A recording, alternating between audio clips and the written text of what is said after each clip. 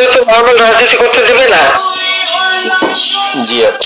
ওই ওসির নাম কি, ওসির বাড়ি কোথায় সেটা খোঁজ করে বার করো, আমায় পাঠাও। ঠিক আছে আপা, আমার আপা যদি সুযোগ থাকে আমি আজকেই আপনাকে বিস্তারিত পাঠাচ্ছি, উনি কত সালে ঢুকছে সবকিছু পাঠাচ্ছি আপা আপনাকে। সবকিছু দাও, বললো যে 1 লাখের শীত চায় না। ঠিক আছে 15 বছর দেশ বেতন ভাতা বাড়াইছি, রেশন বাড়াইছি, এই পুলিশের সবকিছু করে দিচ্ছি। জি আপা। আর্মিদের করে দিচ্ছি, এই পর্যন্ত যে পর্যন্ত সব আমার 2 বছর পাওয়া। জি আপা। আর এখন ওই সুদখোর ইউনূসের কথা শুনে লাফাচ্ছে, আর ওই জামাতের ওরা কয়দিন আছে, সামনে 1 মাস থেকে কিনা দেখো।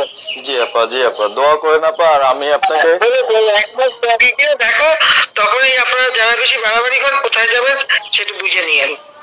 আর এই তালিকা সব করে রাখো আপা। যারা যে ঘর বাড়ি ভাঙা পোড়ানো তাদেরকেও হিসাবটা নাম রাখো, এবার যেন ভুল না হয়, পরে এর চাচা, ওর মামা, ওর শ্বশুর, ওর শাশুড়ি, এইগুলি যেন না হয়।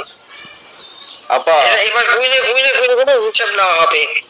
জি আপা, জি। আমি গত 2001 কিছু বলি না, 2009 সরকার এসেও আমি ওসব কাউকে কিছু বলি না, আমি দেশের উন্নয়ন করছি। আল্লাহ এরপরে যদি আল্লাহ যদি সুযোগ দেয়, তার আগে যারা আমার নেতা কর্মীকে হাত দিচ্ছে, কোপায় কোপায় ছাত্রলীগে মারতেছে, প্রত্যেকের এক একটা শিক্ষা আমি দিয়ে ছাড়বো। আর আমি যেটা বলি আমি তা করি। জি আপা, আলহামদুলিল্লাহ। আপা আমার চিনছেন, আমি ছাত্রলীগের যুগ্ম আহ্বায়ক, গোপালগঞ্জ সদর আপা। হ্যালো আপা, আপনাকে খুব মিস করতেছি আপা। দেশের অবস্থা তো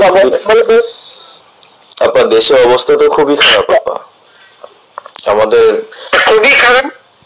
সবার উপরে শুরু করছে খুব করা আপা। আর ওই যে আজকে গতকালকে রাতে তো আপনার পার্টি অফিস থেকে 6 জনকে গ্রেপ্তার করছে, মানে গোপালগঞ্জের পার্টি অফিস থেকে আপা। আপনি নিউজ জানেন কিনা আপা?